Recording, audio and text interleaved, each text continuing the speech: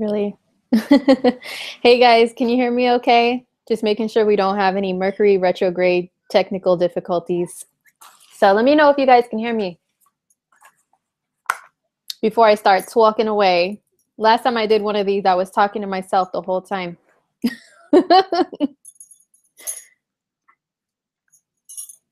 Oh, hey guys. How you doing? How you doing? Can you guys hear me all right? Hey Deja, hey Sophia.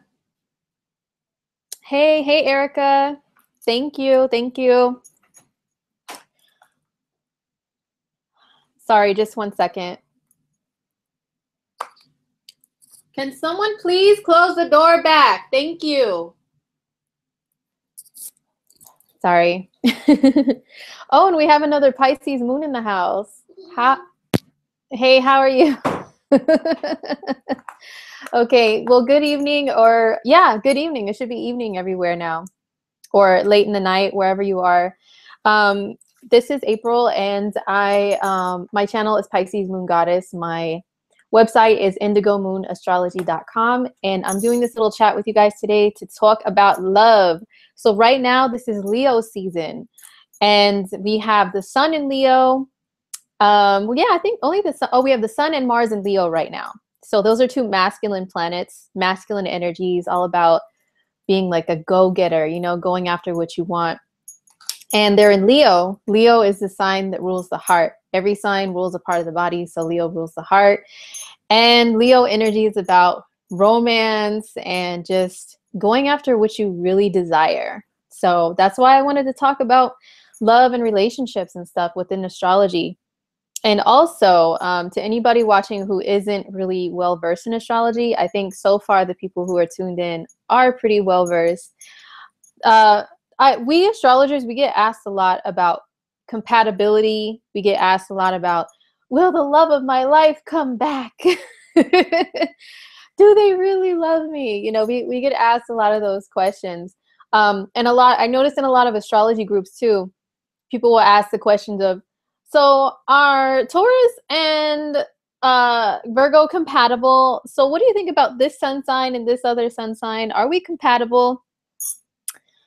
This is the thing. You know, I wanted to show how in astrology, we astrologers, what we look at when we look at compatibility, when we look at love, when we look at relationships in a chart, it's not as simple as just you're one sign, this person's the other, and therefore you are or you are not compatible. It really isn't. So I just wanted to have an opportunity to show everybody that. And also, because shameless plug, I am offering this whole entire month of August some discounts on my love and relationship readings. So you guys can check that out and go to my website. I'll leave it below. I'll leave it also above. And let me know, you know, if you guys would like a reading, then let me know. Go to my website, hit me up. But I wanted to demonstrate some stuff tonight to show you guys what we look at in astrology. And there are a few participants that I believe are here also in the chat that were so kind to lend me their information and the information of a partner as well, so that I can use them as examples. And they had like a question or two. So yeah, I'm just gonna be pretty general with those, not do full-on readings for these people, of course, not long hand readings, but just to show you guys the basics of what we tend to look at in astrology. And yeah, my style is not super hippy dippy type of stuff. I don't really know how else to explain it.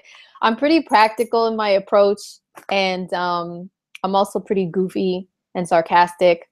You know, for those who know me, you guys know that's how I am. So I don't tell people, I don't sell them dreams and fantasies when it comes to reading their charts or reading for the sake of relationships. I tell it like it is, but I'm not brutal.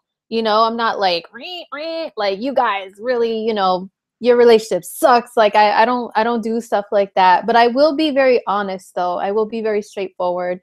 I'll let you know the positive and the negative of your situation. What are the strengths? What are the weaknesses? What can you guys work on separately and also together as a couple? Let me hook up my charger so we don't have any Mercury retrograde stuff Mercury is in shadow right now, which is the beginning stages of the retrograde for those who don't know. Let me know, guys, what have you been experiencing? Oh my gosh, the madness began the day it went shadow for me, to be honest. Woof. If only I could sit here and tell you guys all the stories, but that's not the topic of the evening. But still, let me know in the chat if you guys have been experiencing any like weird Mercury retro stuff already.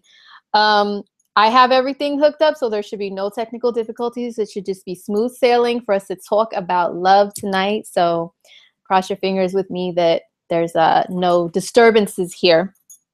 Let me see. And I might be checking my phone because I'm waiting for someone to answer me back that wanted me to answer one of their questions live. So yeah.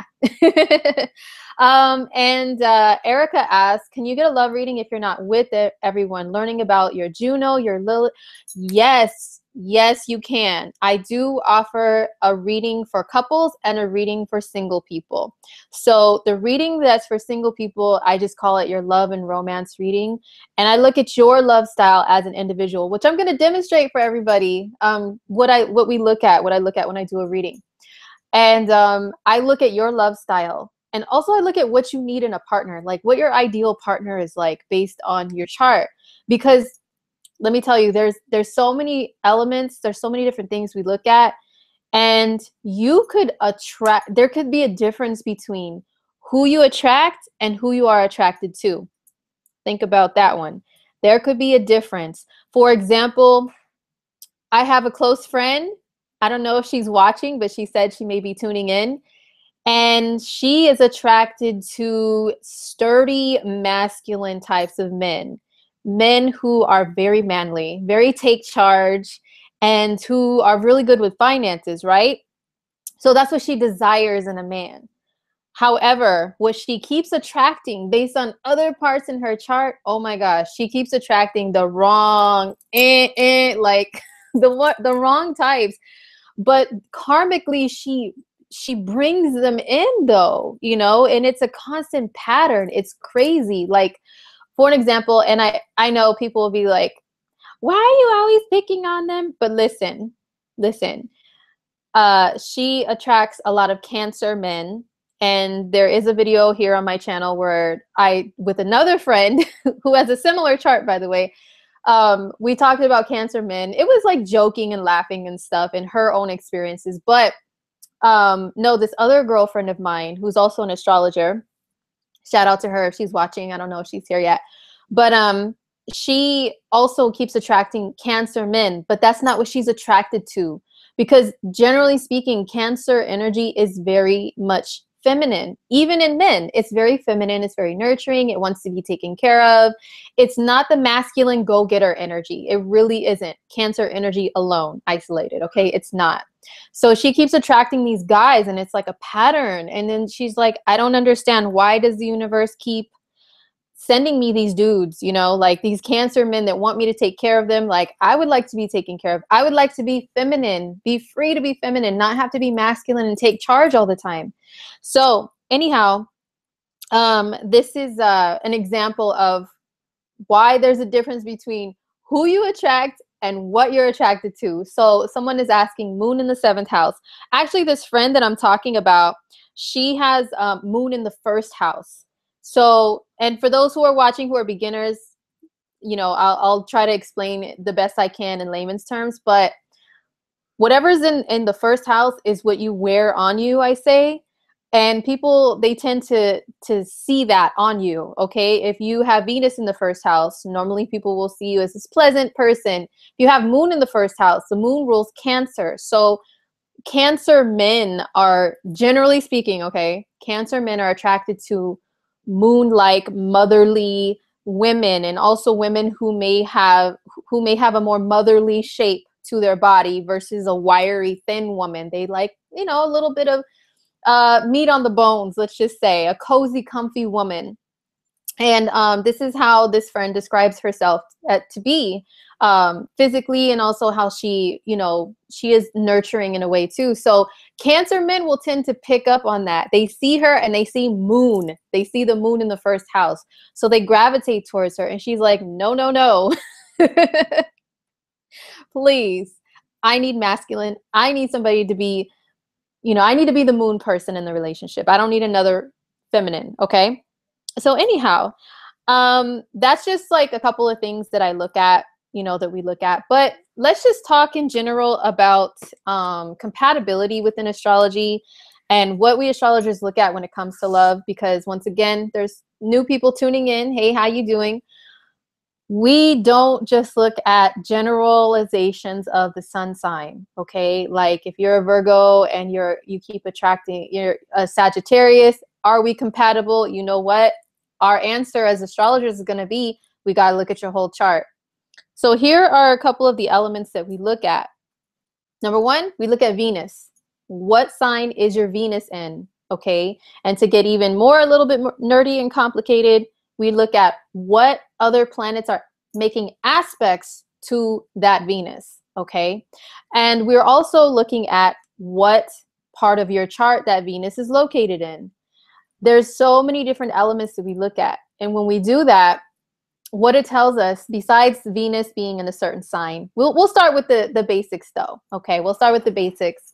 I love to start with the basics because I love to teach beginners how to understand astrology and to understand that it's more than just like the generalizations of things.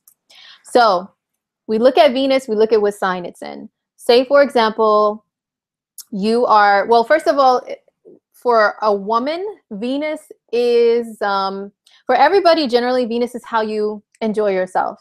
Okay, it's how you enjoy life. It's enjoyment of anything that's pleasing to the five senses. It's your interests that you enjoy also. That's Venus.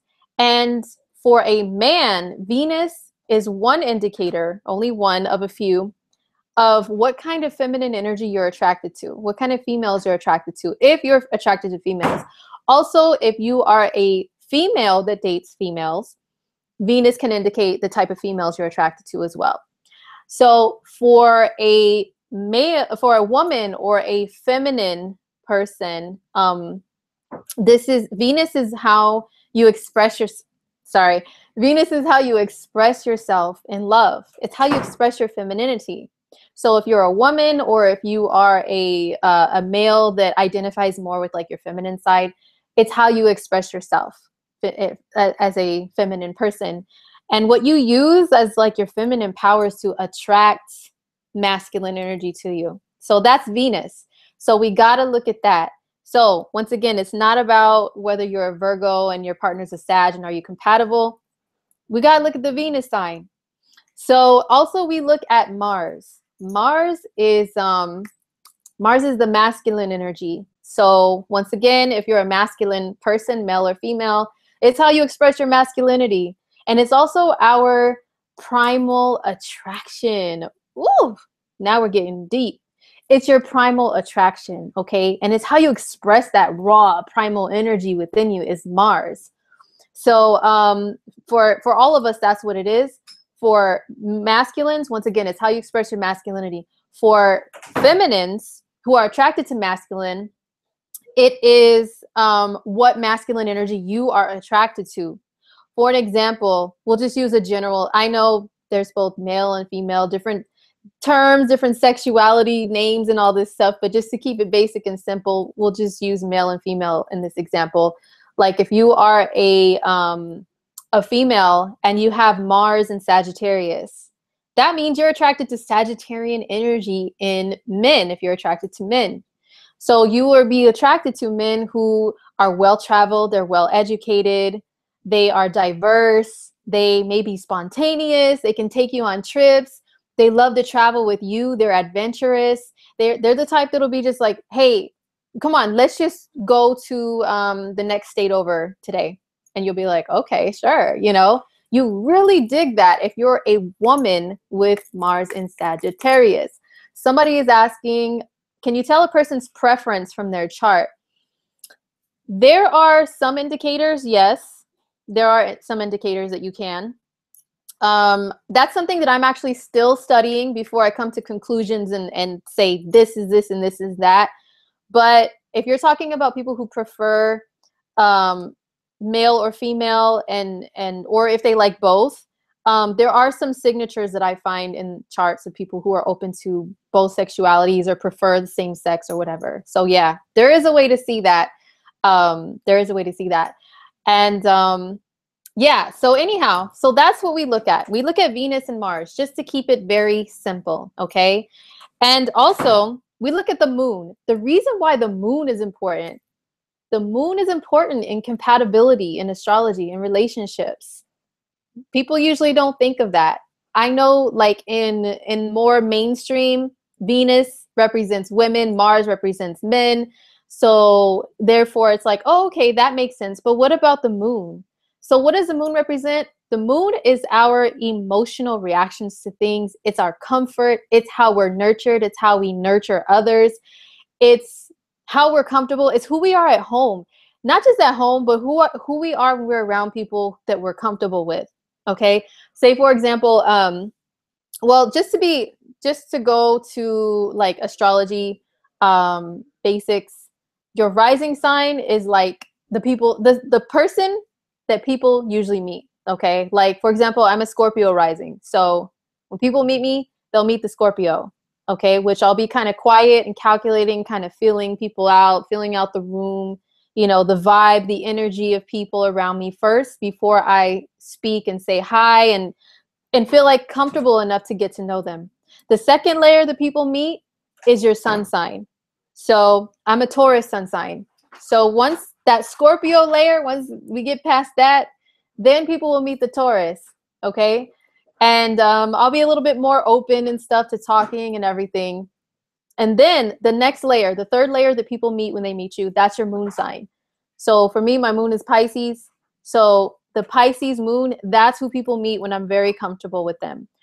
I don't show sensitivity, the Pisces sensitivity, unless I really know someone. Then I'll cry with them, I'll cry for them, and I'll show them on my weird, nerdy, artsy side and everything once we really get comfortable with each other. And also at home, when you're at home, that's the moon sign is who you are at home too. So I'm very Pisces at home. I like my alone time. I like to listen to music, just be in my own zone. But I'm also very sensitive and emotional at home. I show that side like to my kids, to my husband, to my family, and also the moon sign showing who you are like on a comfortable level. It's also with people that you know, like your friends, like your closest circle. The moon is all about your closest circle because the moon rules Cancer. You know, Cancer has that the crab shell. So whoever can get inside the shell, you know, so it doesn't have to just be family or people that live with you. It's people that you're comfortable with. So with that being said, that's why the moon sign is so important in compatibility and in love and in relationships. Because what if, I mean, usually when you date somebody and you're trying to get serious, wouldn't you want to eventually build a life together, which includes living together in the same living space? And even before that, if you are comfortable staying the night at somebody's house, the moon sign, their moon sign is who you will see, okay? And who they will see in you. So it's really important, and it's how you nurture, how you are taken care of, and how you take care of other people. It's your emotional needs. It's also your emotional perceptions and your emotional reactions. So say, for example, you're an Aries moon, right? Emotional reactions to Aries moons are usually like quick, very quick, and it could be aggressive, and it could be about fighting, you know, or just quick to anger, but then even quicker to forgive, right? And then you're an Aries moon and you get with somebody who is a Cancer moon, okay? And they're very sensitive. They take everything personally, and you can't be harsh and brash with a Cancer moon. It's very sensitive. So if you and your partner have these moon signs that are different like that, but say you guys are both Virgos, okay? You're both Virgos. Oh, we're both Virgos. We should be perfect together, right? Wrong. Moon in Aries versus moon in Cancer. You guys are going to butt heads in some sort of way. Not saying that that means absolutely no. Don't ever get with a person of certain moon sign if you're a certain moon sign. Yes, try to avoid it if you can, but if you cannot, there are ways to work with those energies if you guys are both open to doing so. Okay, if you're open to differences. if you're open to the differences and learning from each other, you know. But the moon sign is super important to look at in astrology. Venus, Mars, and moon, the top ones. Also, what else is important to look at in relationships is Mercury. Mercury isn't a planet of love, is it? It's not a planet of love. It's not a planet of feelings and emotions and stuff. But it's how you communicate. It's communication. And you know, even all astrology aside, don't you guys hear people say all the time, communication is the key when it comes to relationships, right? It really is. It's very important. So yes, Mercury is very important when looking at compatibility in relationships, because if you guys have different communication styles, then it can kind of clash. You guys can clash in a way. Let's use the example of Aries and Cancer again. Say you're a couple and, you know, maybe you guys are both Geminis, right? You guys are both Geminis, happy being together and stuff. And then you've got one Gemini sun that has Mercury and Aries. Okay, that means that the way they speak is very quick, loud, brash. They just spit out whatever's on their minds, say whatever, right? But then the other Gemini in the couple has Mercury and Cancer. They're more about non-verbal communication. They're more about, you need to psychically connect with me and understand me without me having to speak everything in detail. Okay. And not only that, but I speak softly with Mercury and Cancer. Softly, and I'm very considerate of the feelings of the other person with Mercury and Cancer. So Mercury and Aries, talking to Mercury and Cancer, Mercury and Aries could be loud and type in all caps and, you know, exclamation points and all this stuff, right? And the Mercury and Cancer person will be like, wow, what is wrong with them? Why are they always yelling at me? Oh my gosh, they're mean. So if you're a couple and you've got these differences here with your Mercury, it's, you know, it can cause some challenges. It can cause some challenges within your relationship. So this is why, guys, it's so important to look beyond the sun sign. Hello. So Cancer do just feel like people should know stuff. Let me tell you, I'm married to a Mercury in Cancer, and that was a challenge of ours before. I have a lot of water energy in my chart too, so I can pick up on some things, but at the same time, I'm like, yo, man, you need to speak. I can't just guess what you want, you know, I can't. He's like, what? You should just know what I like already. I'm like, you need to communicate that with me about some stuff, you know? So yeah, Mercury in Cancer, it can be like that. I find Mercury in any of the water signs can be like that. They're very intuitive, and therefore they expect other people to be the same way. And other people are not always the same way, because once again, you got to look at the Mercury signs. And if there's differences there, there's different ways of understanding, interpreting, processing information, speaking, even texting. Oh my gosh, listen, you guys. When you are first getting to know somebody and their Mercury is in a different, you know, a different sign than yours, they communicate differently. And, you know, now this day and age, everybody text messages, right? And you expect, like, say you're a person that maybe you have Mercury in a sign that likes to type these long books of messages. Hey, how are you doing? How's your day? Oh my gosh, blah, blah, blah, blah. And then the other person responds back with, hey, good, fine. What are you doing? Okay, cool. Period. After everything, it's like, oh my gosh, do they even like me? Like, seriously, who communicates like that? And it could be like pulling teeth.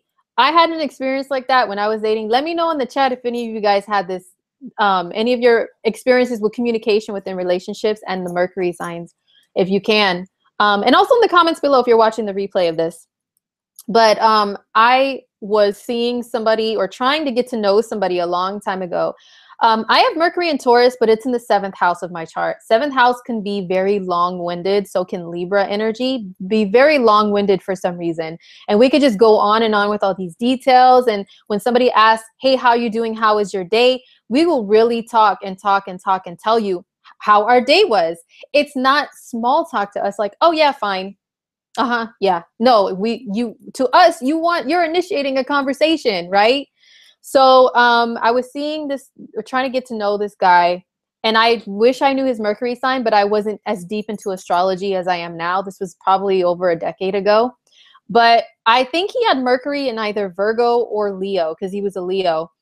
And his responses back were always one word with a period. I'm like, what the like, yo, are you even into me, man? Like, you initiate a conversation with me and then you respond back with one word with a period. What is this?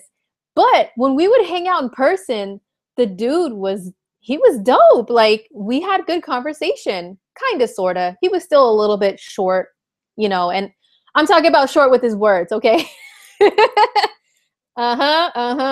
Anyway, I'm talking about he was short with his words, but I was very like talkative and stuff. And actually, I ended up cutting him off because of that reason, because of the communication styles. There were too big of a difference there.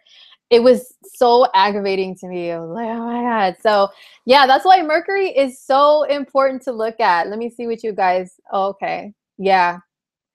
So Mercury in the 11th. Yeah. So terrible at texting back. Mercury and Sun in Libra. Oh, Erica, what house are your Mercury and Sun in? I don't remember offhand. My bad.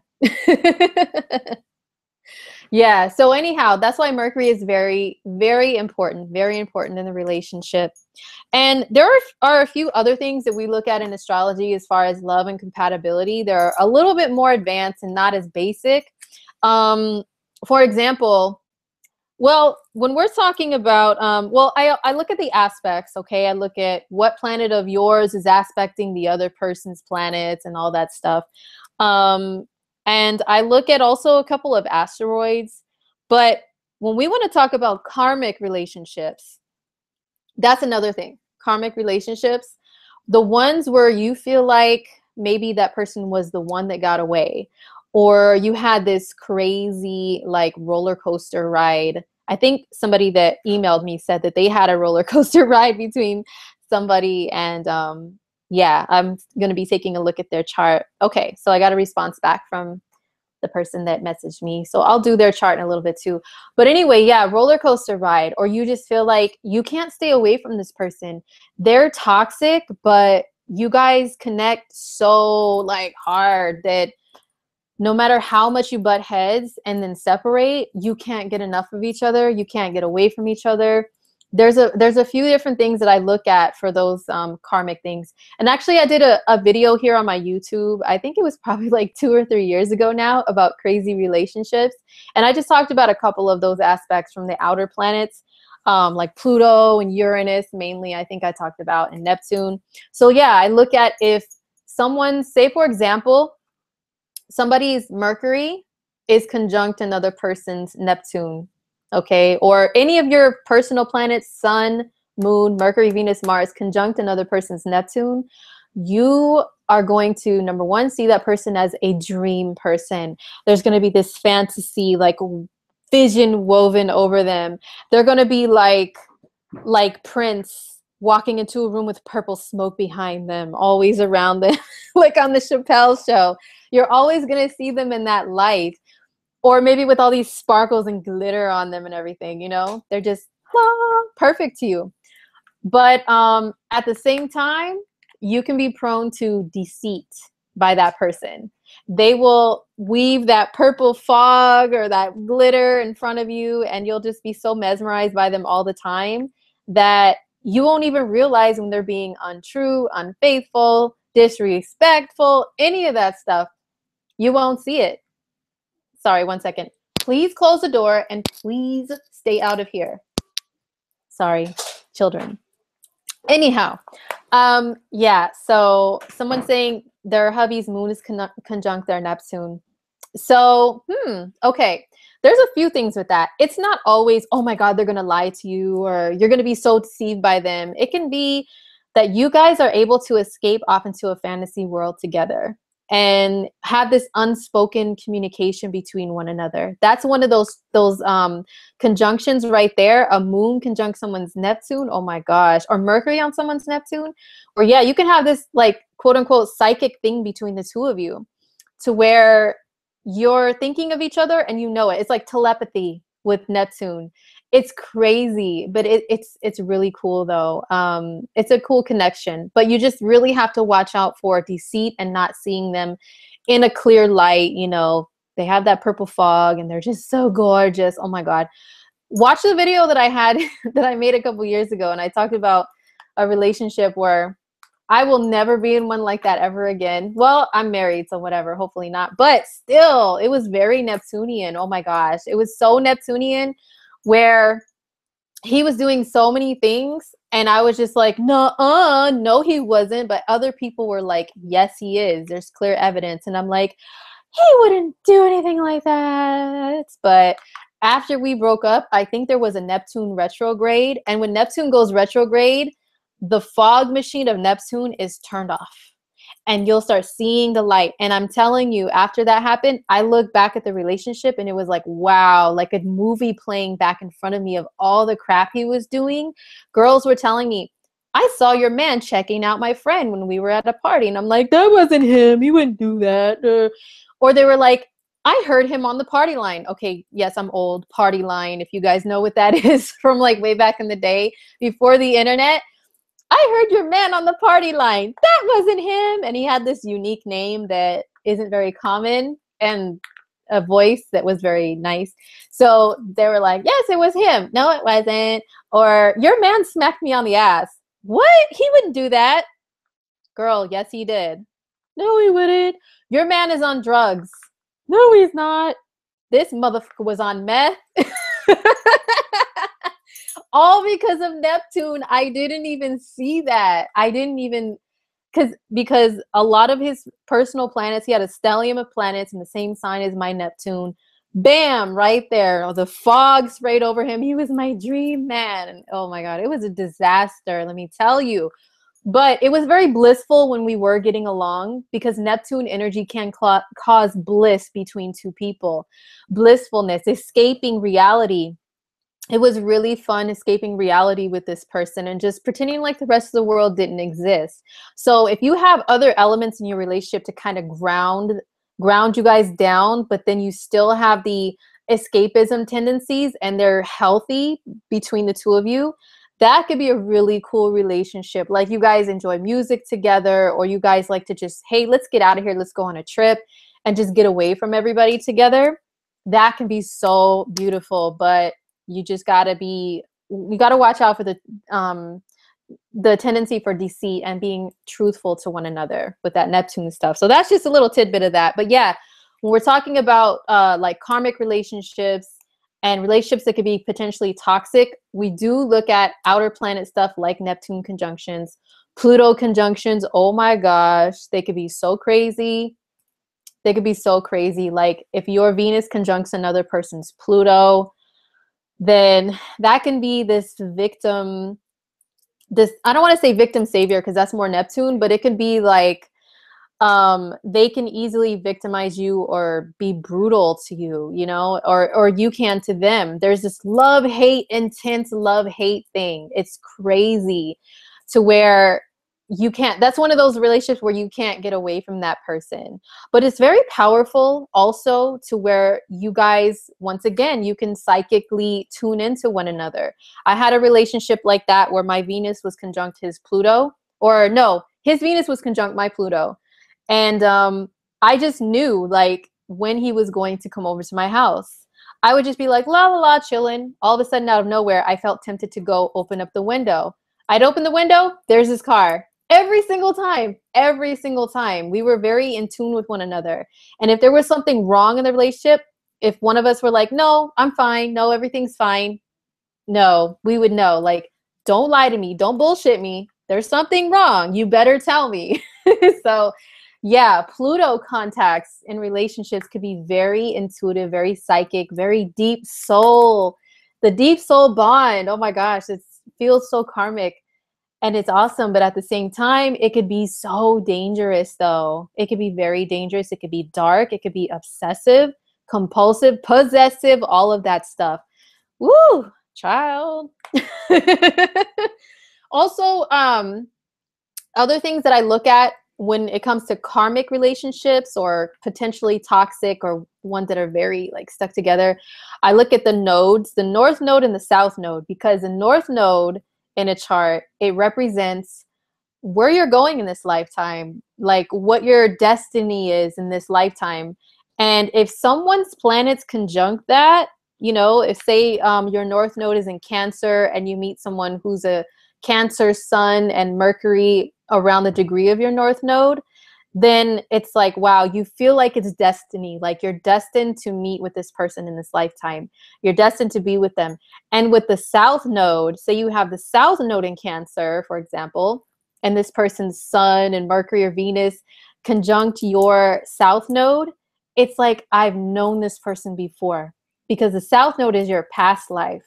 So you could feel like, I've known this person before, I'm supposed to know them or whatever. And it's very karmic, very powerful. But also the south node energy can be dangerous because it can be addictive, and it could be like, you know, the south node is what you're supposed to be straying away from in this lifetime. It's the tendencies, maybe more negative tendencies that you have or that you carry into this life from a previous life. So when somebody's planets conjunct your south node, they can bring you back to your old habits, your old routines, your old ways of doing things, and you can stay stuck back in the past instead of going north, you know, to the north node. It's not all bad all the time. It's very familiar energy, so you can feel a very familiarity with that person, and that can be beautiful. It can, but it is one of the ones that are just a little bit more touchy and dangerous. But I've seen a lot in the people who, this is the thing, people always want to talk about twin flames and soulmates and all that stuff. And my personal belief on that is, first of all, anybody can be your soulmate. Anybody. And I personally don't believe that there's only one true twin flame that you're supposed to have. No. You have many connections at the soul with many different people. I don't care if it is a family member, if it's a teacher, if it's a friend, if it's just like an acquaintance.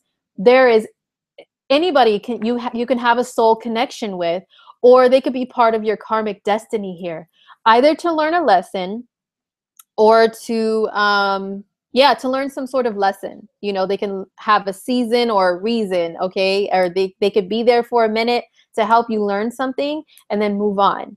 And you'll always remember them. You feel stuck to them, attached to them for some reason, but that's that's what I see with people who have contacts with each other's north node and south node, where they're like, this is my soulmate. It's always north node and south node contacts in that relationship that are very, very strong. The conjunctions usually, oh my gosh, those are the ones that are really, really deep, soulful connections. Someone's asking, Pluto, can Pluto be a soul bond? Yes. Conjunctions to someone's Pluto, it's unspoken, because Pluto's a planet of psychology. So you can psychologically tap into another person if you guys have these strong Pluto contacts with one another. But at the same time, on the flip side, that can be very dangerous, because that means you can really dig into their psyche and manipulate. You know, you can kind of twist stuff around and play with their mind and everything, which that is not cool. Okay, it really isn't for people to do stuff like that.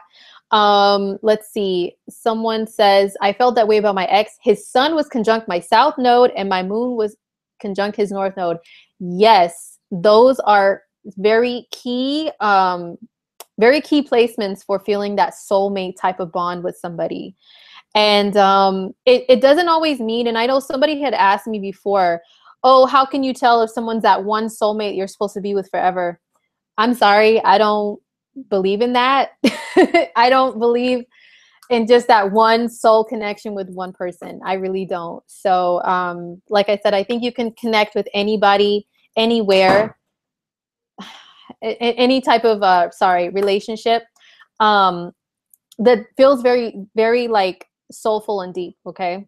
And it doesn't always mean that you're supposed to go after whoever you feel that connection with. It doesn't always mean you're supposed to stick by them forever and ever and ever, or go after them. For example, say you are already in an established relationship. you're in a long-term relationship, it's solid, it's good, it's cool, right? And then you you have different friends, and say you meet someone and you guys really bond on like this soulful level where you really understand each other. Does that mean you're supposed to take off, you're supposed to be with that person? In my opinion, no. You can have like a cool bond with them and understanding of one another without running off and jumping and making it into something serious. You know what I mean? It doesn't have to be serious. You can just be like, okay, cool, chill, we connect. Let's, that's a cool understanding. We're connected in some kind of way. What can we learn from each other? It doesn't have to be like, oh, like attack them, like make out with them and stuff. No, it doesn't have to mean that, to have a deep soulful bond with another person. So also, there's a couple of asteroids that I like to look at when it comes to relationships that show like something very, very strong, like a strong animalistic attraction that's like, it's hard to resist. And I look at the asteroid Eros, because Eros, look up Eros in Greek mythology. I'm not going to go into the whole spiel on Eros, but look them up though. Look up Eros, and the story of Eros, and you'll understand why. If you have Eros in a position to where, like, for example, there was someone I knew a long time ago who had Eros in Taurus at the middle degrees, and I have 3 planets in Taurus at the middle degrees, and the animal attraction was real. It was real, you guys. It was like crazy to like to get a, like whenever we were around each other, it was like, oh my gosh. Did I go after them? Nah, because I just have this theory that it's like you don't always have to chase after that. I don't know. Maybe that's just me. I'm a Taurus, slow turtle with stuff, slow bull, whatever. But other people, if they feel that Eros attraction between them and another person, they might be the ones to just jump and say, hey, I'm about to get me some Eros over here.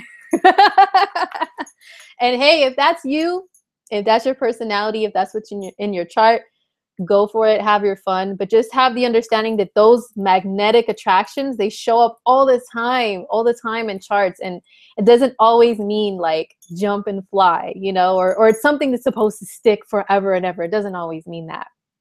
So somebody is asking, speak on Leo Virgo cusp, please. Okay, so every astrologer has their own theories, me included, and if you're asking me personally, Nick, I don't do cusps. I don't look at cusps. It's either you are 29 degrees of 29 degrees of Leo, or 0 degrees Virgo. That's why you have to know your birth time, and that's all I'm going to say about that. How can you find your Eros? Deja asks. So Eros is asteroid number 433. And I'll show you guys, I'm going to screen share in a second and show you guys how to see that in a birth chart, because I have a couple of examples, and I know those people are probably like waiting desperately. Yes, thank you very much, Astro Pluto Queen. It's number 433. So there's a place on astro.com. When you pull up your birth chart or the birth chart of another person, you type in at the bottom asteroid number 433. And that is Eros. Another one that I look at is Juno. So Juno is, there's a few different definitions of Juno, but I look at it as like, it could be an ideal marriage partner, like partnership, not just animal attraction. It could be partnership. So this is another example of why you got to look beyond the sun sign, even beyond Venus and Mars. Maybe your Venus or Mars are in a certain sign to where you're like, I got to have this person. I got to have this type of person. But your Juno for longevity, what is that in? It could be in a totally different sign. So, your ideal marriage partner could be somebody with a little bit of a different energy to make things stick, And also, of course, we look at the houses, which I'll show you guys. We look at the 7th house of relationships. Look at the 5th house, which is romantic love, like Leo season love, of just having fun and going out on fun dates with somebody, getting to know them. Reading those text messages, which hopefully are not only 3 letters with a damn period, okay? Actually conversing with somebody and getting excited about those text messages. that you receive from them. That's like the 5th house. That's Leo. That's like your heart, like getting all beating really fast. And the honeymoon phase, that's totally the 5th house too. And also the 8th house. And look at the 8th house when it comes to relationships, because that's the house of that love-hate thing. The same as Pluto, the same as Scorpio placements, the love-hate, the 8th house. Like you can, this is how I view the 8th house in astrology. Whatever sign is on the 8th house for you, say the 8th house cusp is Leo, okay, in your chart. That means that with people who have Leo traits, Leo planets, they can be somebody that you just, oh my gosh, you obsess over them. You obsess over them. You want to possess them. You want to make them yours. But at the same time, you can really despise like the negative Leo qualities that may come out in that person. For example, like if you have Leo on the 8th house cusp, somebody's planets land in there, you can love the good qualities of Leo about them, like how they are always well put together and dressed nice, and you know, maybe they have a fun personality, they're bubbly, for an example. But then the negative Leo stuff, like if they're extreme narcissist, or if they are just totally into themselves to where they look at people as being beneath them and they're peasants and all that stuff, you can just be like, ugh, like that disgusts me about the Leo energy and about that person. So that's your 8th house. It's love, hate. Like, for example, Scorpio and Gemini relationships tend to come up a lot in the chats, in the forums, and everything, and for really great reasons. And I'm not going to get too deep into it, because then other people will be like, well, what about my side? And I don't have time to go through all the signs. But just as an example, listen. Scorpio has Gemini as their 8th house. And Scorpio and Gemini energy, and I know a couple people here can add to this. Okay, Scorpio and Gemini energy, when it's together, you know, I feel like Scorpios, we are attracted to the fun, charm, and wit of Gemini, because Scorpio can be very stoic and very serious and very deep.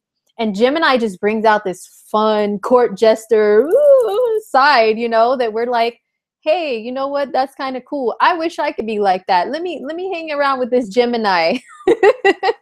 Let me hang out with them, right? And then the attraction is so magnetic, right? We really like feel this attraction with them. And then what we despise about Gemini is they could be very flighty. They're flighty. They don't stay put. And you know, the natural 7th house, the ideal partnership person to really stick with for Scorpio, for an example, is Taurus. That means Scorpio needs stability in relationship.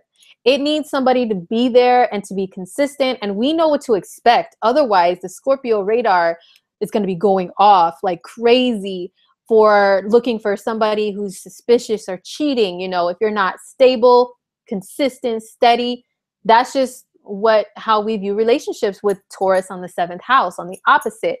So Gemini is like, you know what? They are fun. We're magnetically attracted to them, but we can't stand them being so flighty and like, yeah, I'm gonna do this, I'm gonna do that, and then they don't do it. It causes a lot of distrust, you know. So whatever sign is on your 8th house, that's who you can really be so attracted to on a really deep level. But at the same time, some of their antics that are associated with that sign that are negative, no, you despise it. So yeah. Oh, Sophia says her 7th house is Gemini. Okay. And she still says, ew. You know what, Sophia? You sent me your chart, so we're going to see why that is. Okay. So I'm going to show you guys some, we're going to do some sample readings here. I'm going to show you guys what I look at in astrology for compatibility, for love, for relationships. We're going to get a little deep here, okay? So if you don't understand, my apologies, but try to follow along, and I'll try to be as practical as possible and simple as possible. So I'm going to screen share. Let's see who's first. Oh, Sophia, I have yours up here. Okay. So what I do is I look at when somebody orders like a couples reading from me, like a compatibility reading. First of all, okay, I look at both people as individuals first. I isolate them as individuals. What does this person need out of communication, out of nurturing, out of comfort, security, out of what they enjoy, all of that stuff. I look at them as an individual. I look at the second person like that. Then I look at the two together to see how they interact with one another. So what the energy exchange is like between the two people. Also, there's another method that's even a little more advanced, and it really only works, as far as I can see, if you have the exact birth times of the two people. And it's called a Davidson relationship chart, to where you calculate the two together and it creates one chart for the relationship itself and shows how the relationship is, the energy of the relationship. Also, another cool thing you can do is you can, if you know like the day your relationship started, okay, around the day and the time your relationship started, you can cast a relationship chart based on that for your relationship. For an example, my anniversary is actually August 7th, and there's an eclipse next August 7th. And I'm like, oh my gosh. I'm a little worried, I'm a little worried, but I'm sure we'll be fine. And then I look to where the eclipse is falling in that relationship chart. It's in the 4th house. So I'm like, Lord, have mercy. Oh my gosh. I hope it means we're going to be moving to a nice house or something. Let's hope for that. But you can cast a relationship chart for your relationship though itself and take a look at it. So, okay. Yeah, and I've got somebody else that wants me to look at their chart too. So let's get into these examples really quick, guys. So hopefully you guys can follow along with me. So first, I'm going to look at Sophia, who messaged me. Just a brief look at her partner, and then them together. And I'll let you guys know what I see as a sample reading for them. So let's screen share really quick. I'll pull up Sophia's chart. When does a relationship start? Oh, I meant like if you know the day that you guys like decided to be committed, for example, like when you said, hey, are we official? Yeah, okay. Or you made it Facebook official. Or if you guys don't know when that is, then I would say to look at whatever you count as being the official start of the relationship, honestly. Or marriage or dating, you know what? You can do for both. If you're just dating, yeah, do the chart of when you first started dating. Your marriage, oh yes, there are charts for your marriage too that you can cast and look at that. And that's why there's also a service. I don't do it just yet, but I'm working on it, to where you can have an astrologer help you pick an ideal wedding date. It's very complex. There's so many things to look at. Make sure the moon isn't in this sign, and make sure that Mars isn't afflicted, and like all this different stuff. It is complex, but it is possible though to have somebody help you with that. But yeah, for either marriage or dating, whenever you guys decided to make it official, whatever you count as it being important to your relationship, that's the date that you would use. So, all right, Sophia, let's take a look at your chart here, honey. Okay. All right, hold on. Too many screens up here. Okay, so we're going to screen share and look at Sophia's chart and look at her love interest chart. Okay, so screen share. Here we go. So Sophia, let's look at her chart real quick. So she has, okay, this is her chart. So what we look at here, first of all, I look at her Venus, the condition of her Venus. Okay, her Venus makes great aspects to Jupiter and Pluto. Good. Okay, that's good. She has Venus in Scorpio. So Venus in Scorpio in itself, it really craves that deep, soulful love. It really, really needs that. That means the person that you're with, they have to give you their full, undivided attention, okay? Especially with having an aspect to Pluto, you need the partner's full, undivided attention. If they are their eyes darting all over the place and all this stuff, that's not going to fly for Venus in Scorpio. Now, you have Venus in a conjunction with Neptune. So Neptune, remember what I said about Neptune? It can be like that fog machine and everything, which is beautiful. You can be addicted to bliss within a relationship with someone. You need blissfulness in a relationship. You need to be able to escape reality with this person. However that is that you like to do that.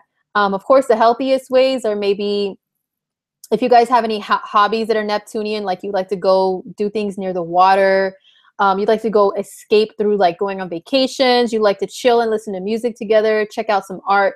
All of that stuff is great for Venus and Neptune to bond, you know, in a Neptunian way, escapism way.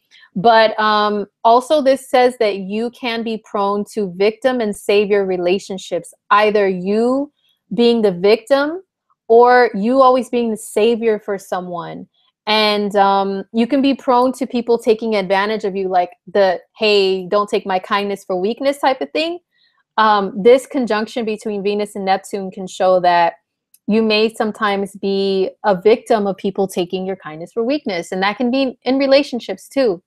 Now, also, I'm noticing you have Juno right here in Scorpio, and it's conjunct Venus. So Juno, remember I said it's like a partnership, ideal marriage partner asteroid, and it's conjunct Venus. That means your ideal marriage partner should be someone who has some Venus qualities in them. Like they can be very in tune with art and with anything Venusian that pleases the five senses. Maybe they're like foodies, or they just really like all the beautiful things of life. They could be very material, very into the material side of the world.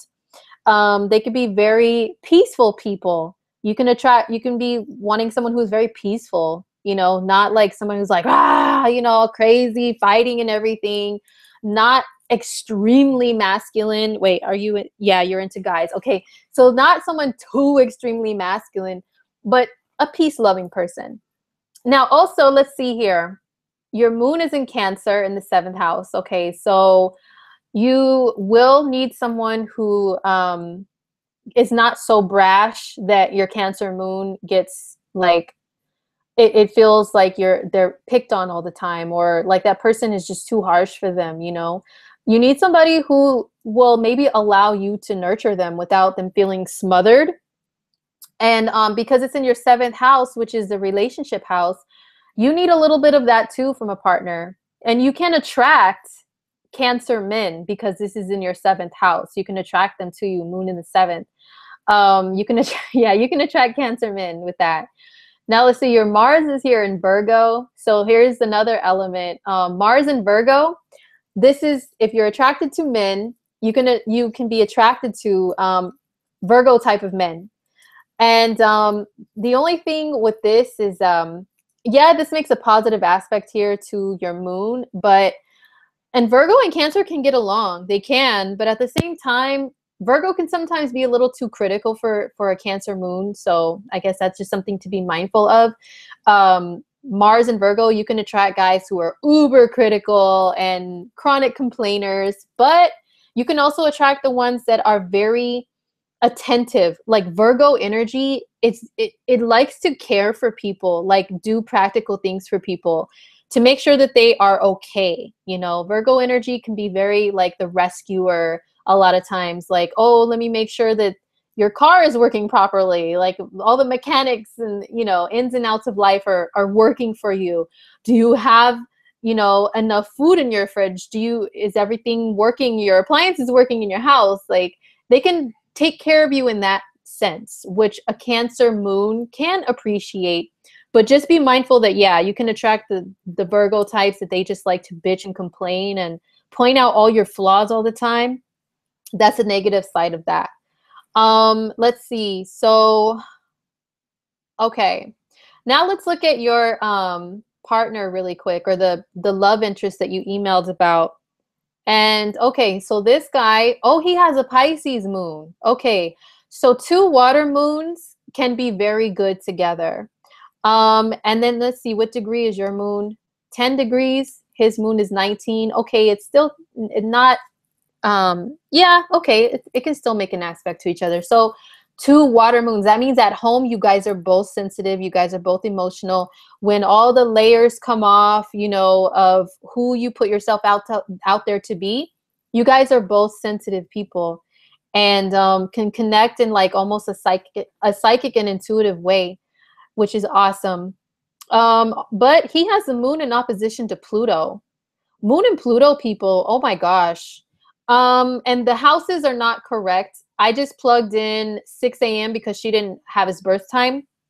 But a Moon and Pluto person, they could be almost like a Scorpio, like a darker sided Scorpio at times, to where they can be very mistrusting, and they can also be people that yeah, they're very suspicious, and they could be kind of secretive. Especially a Pisces moon could be secretive. In opposition to Pluto, that could be very secretive, very, very secretive. But yeah, that's something to kind of watch for with that person. Now let's see.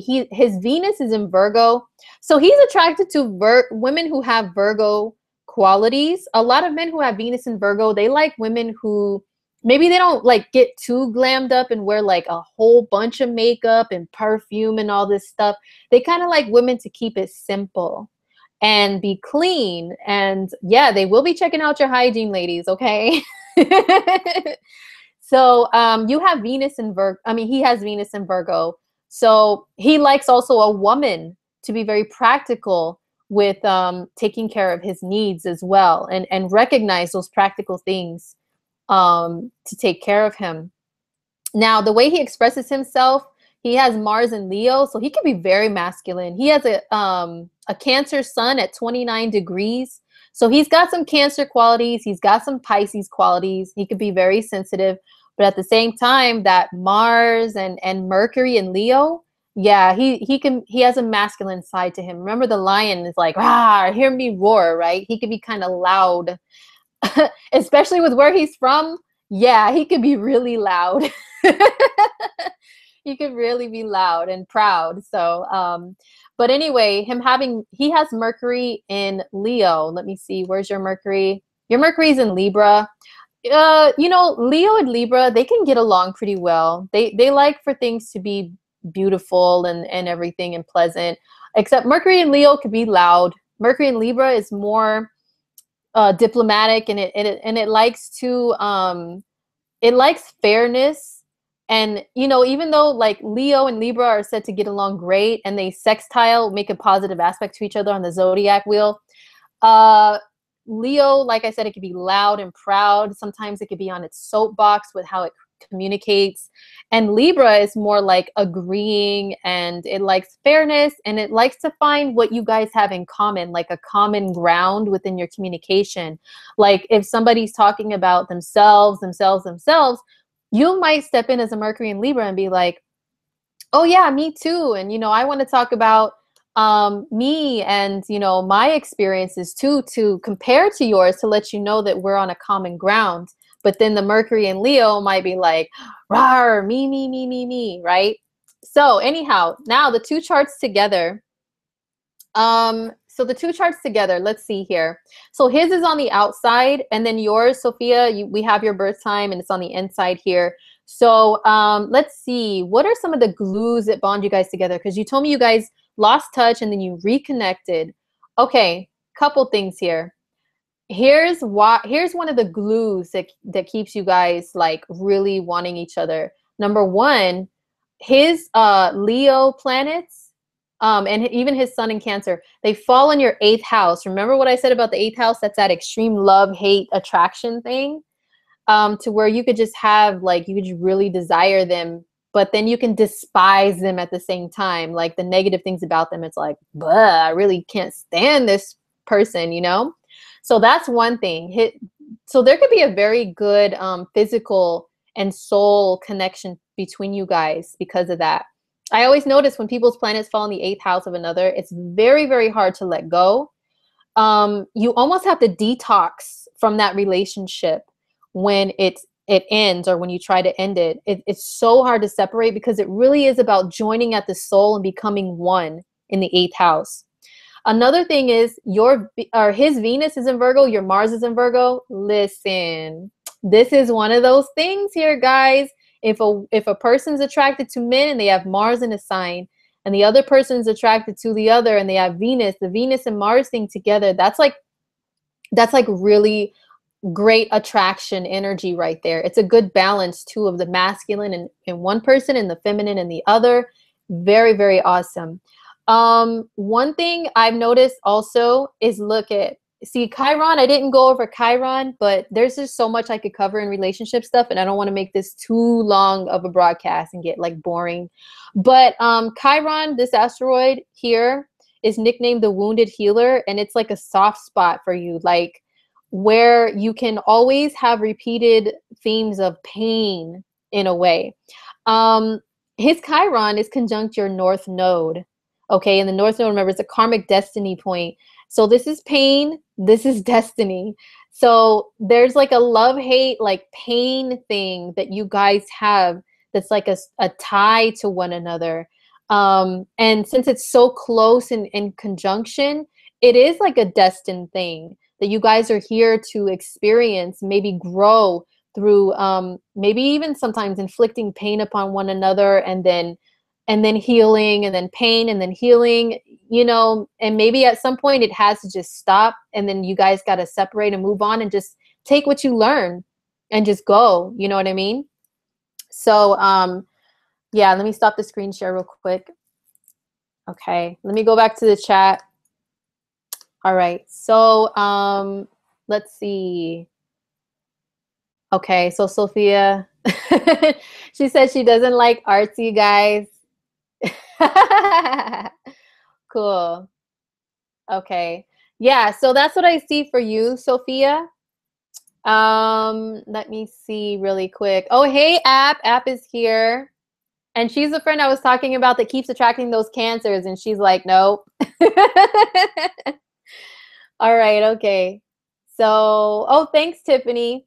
Sophia is only attracted athletic guys, gym rats. Listen, Virgo can be gym rat, okay? I know usually the fire signs, I find Aries and Leo are more commonly gym rats, but Virgo can be too. They could be obsessed with their health, with their body being perfect.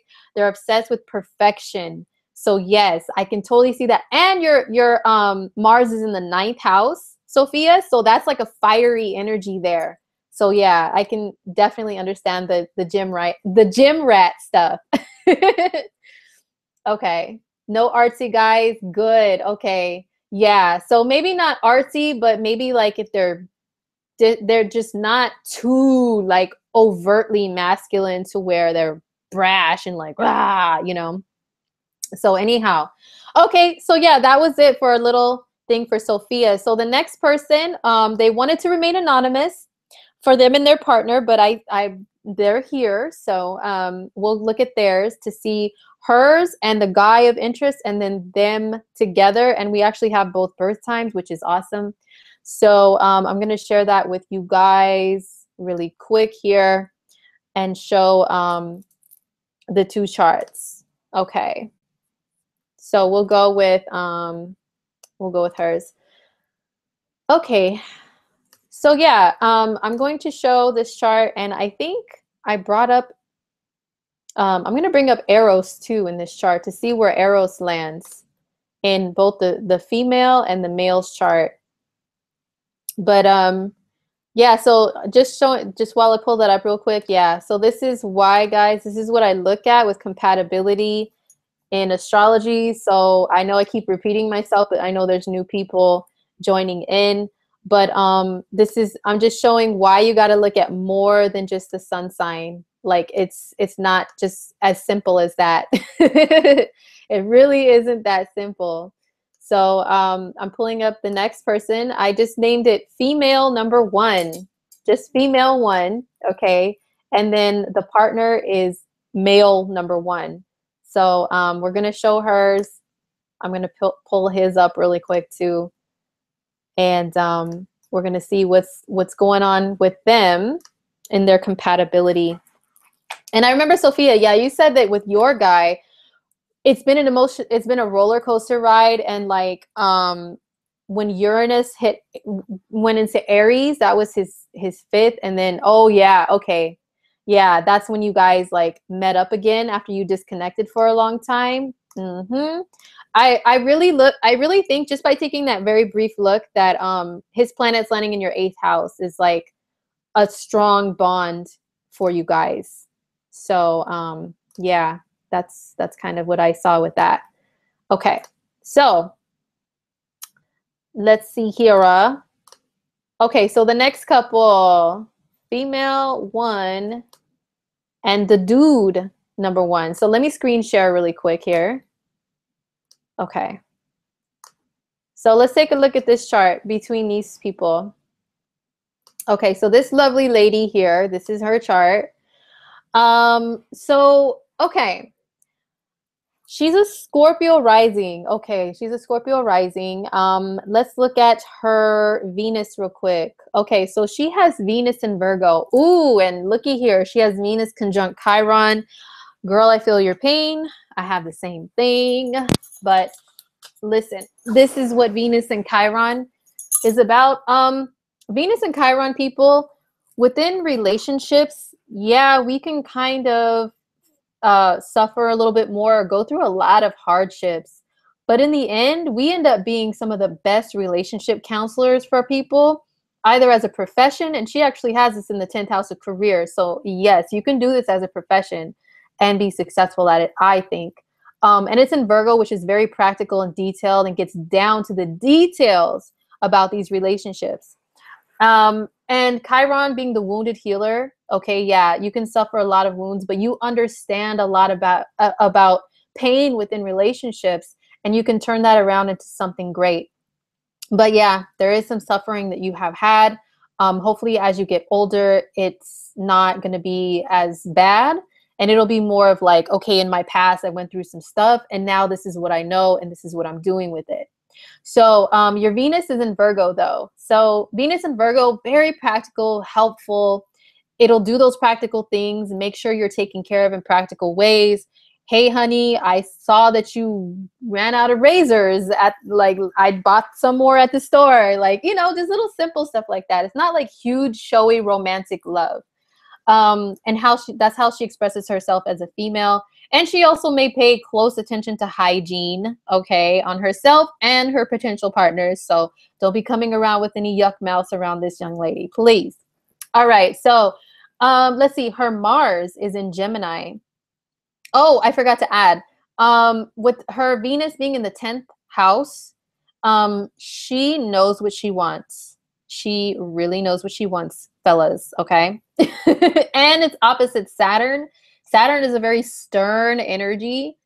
So she knows what she wants, okay? No playing around here. Now her Mars is in Gemini. So wow. So here's that Scorpio Gemini thing. So she can have a strong magnetic attraction to Gemini men, but it lands in the 8th house of love hate. So because of that, she has a love hate with Geminis, but it's so hard to stay away from them because her Mars is in the 8th. Oh my gosh. I bet she attracts them like crazy. I think she does from what she told me. So yeah, she attracts Gemini men. But then their antics can really like disgust her, you know, with that Mars here in the 8th house. Let's see. And then her Mars squares her Venus too. Yeah, so that's another reason why Gemini energy can be very touchy for you. It can kind of irritate you at the same time as like you're just so magnetically attracted to it. So let's see. And then her Mercury is in Cancer. So Mercury in Cancer, this is her communication style. So she's very great at nonverbal communication, nonverbal cues to tap into the needs of another person that she loves and cares for. So it's like she can psychically know what that person needs without them asking, because how I always explain Cancer placements is Cancer is the energy of the mother, of the maternal. And when a baby is first born, does not know how to speak yet, usually the mother or both parents, nurturing figure, whatever, but generally speaking, the mother can pick up on what the baby wants, what this little noise means, what the tone difference in this cry versus this cry means, the expression on the baby's face, what that means, so on and so forth. So that's why Mercury in Cancer, you could pick up on those cues about another person when you're in a relationship with them. And therefore, you can expect them to pick up on that with you as well. So having somebody who has a communication style that is similar to yours, or that's very understanding of yours and responsive to yours, is very important with that Mercury placement. So her moon is in Libra in the 12th house. So in order to feel comfortable and secure, she needs to be with somebody who can provide a peaceful place, a peaceful home that feels like a sanctuary, to where they can chill and relax. The 12th house is all about chill and relax, okay?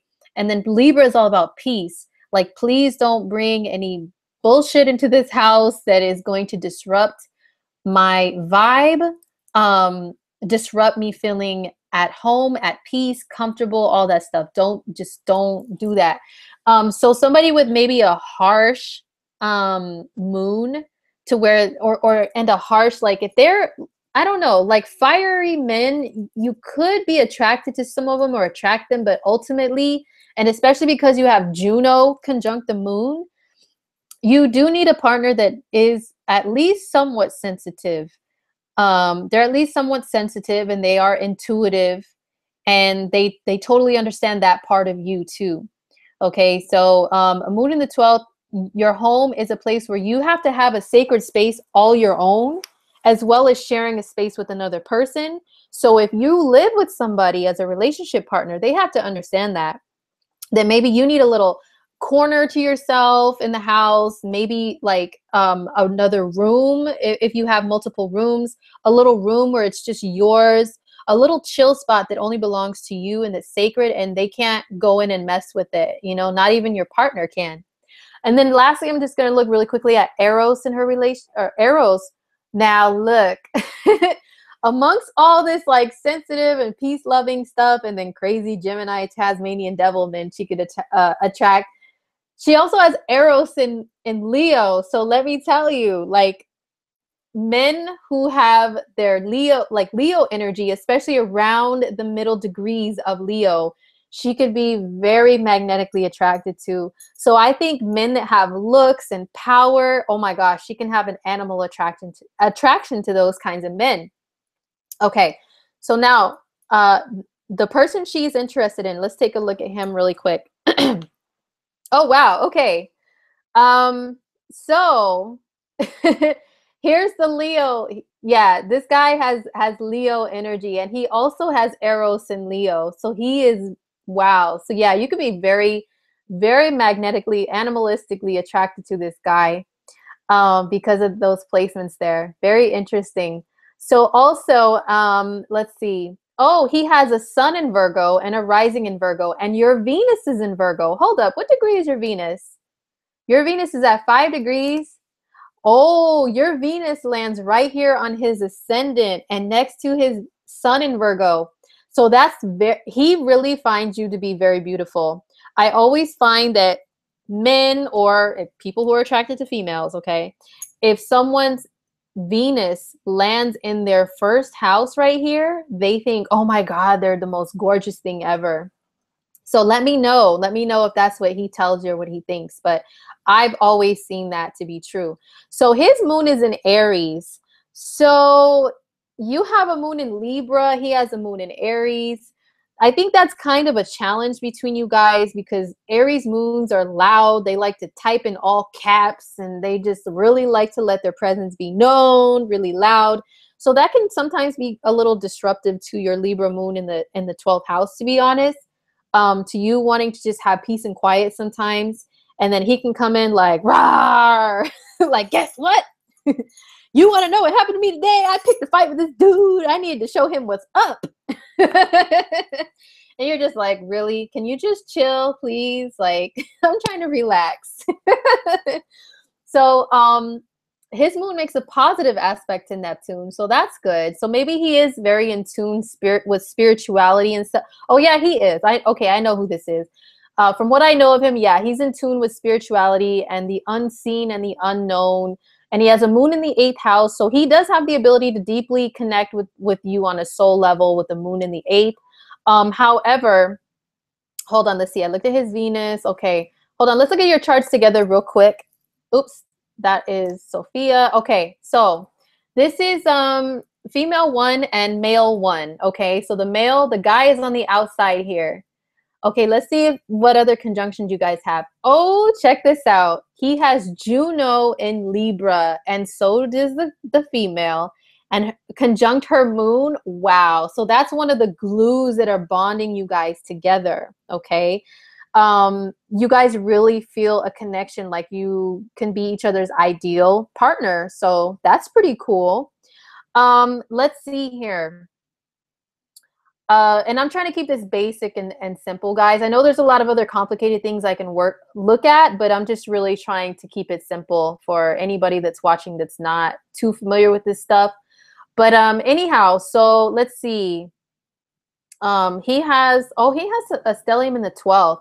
Well, because he has planets in the 12th house, he may understand your 12th house needs, which are sanctitude, quiet time alone. He may need that as well with these 12th house planets in his chart, and he can maybe understand that. Okay. Let's see what else. His wow. Okay, so your north node is on his Saturn. So he's definitely here to teach you some things. And I think you guys have a common interest of study, and maybe you guys you can really learn from him with this conjunction here. Yeah, you guys can learn from him with that there. And the only thing that really worries me too is his moon in Aries. It lands in your 6th house.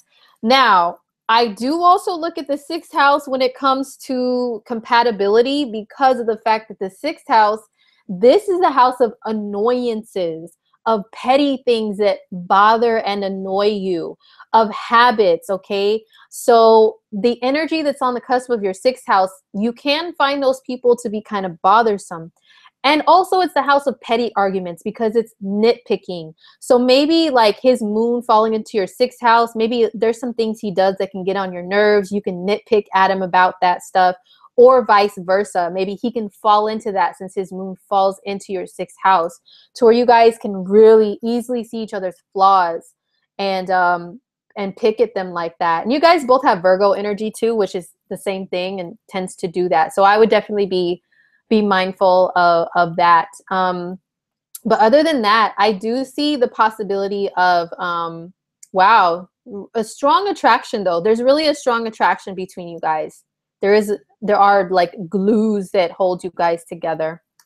So, okay, I'm gonna stop screen sharing real quick to, come back to you guys and see what's going on in the chat. I'm almost at 2 hours here, guys, and I'm only going to look at one other. Let's see. Can I do a video on how to guess a person's ascendant? Yeah, I can do that. Okay. Yeah, Sophia, there's different charts. I don't really use her chart. I use regular charts here on Astro Theme. Those work better for me. So, but not saying that hers are invalid, but like she's dope. Trust me, she's one of my biggest teachers. But I use a different chart though. Okay, Gonzalo. Okay, can I do a video on how to guess yeah. Okay, I already answered that. You have Mars in the 8th. Oh, okay, okay. So anyhow, that's just a sample of what I look at for compatibility within relationships. So there's so many factors, guys, more than just the sun sign. Composite and Davison chart. Oh, you know what? Okay, that's a good question. The chart I was talking about earlier, guys, I did name it incorrectly. I was talking about the composite chart. And then the Davison one, I think it's calculated differently, but I will get back to you on that, to the person that's asking, because it's been a long time since I've done a Davison chart. So my bad, Mercury retro, I used the wrong term. Composite chart is what I look at when there's 2 exact birth times for the people and birth date and everything. You know, all the exact birth data, and I can calculate a chart that does the relationship together, okay, as one chart. So, and I know Davison is similar, but there's some differences. So I'll get back to you on that. But anyhow, that's some things that I look at with relationships. So yeah, it goes really deep, guys. It goes really deep. So there's another person that messaged me on Instagram and that wanted me to look at synastry between, she said she's been dating a guy. They have 3 yods in a composite, but horrible synastry. Wow. Okay. Yeah, that's a little bit more technical stuff for some people. Okay, so Mylene. Oh, Mylene. Ooh, have you guys watched The Get Down on Netflix? Wow. So she has the same name as that character on Netflix on The Get Down, which is awesome. So I'm gonna add Mylene's information in here so we can look at her and her guy, and then after that, I'll just do some Q&A about relationships for you guys, so that I can answer some questions for you guys, and then we'll sign off probably at well, 7 o'clock my time, but what'll it be? 10 o'clock Eastern. So we'll sign off then. So we still got about 30 minutes left, guys. So I'm gonna look at Mylene's chart, but yeah. So okay. So I'm gonna pull up her chart really quick here. Okay.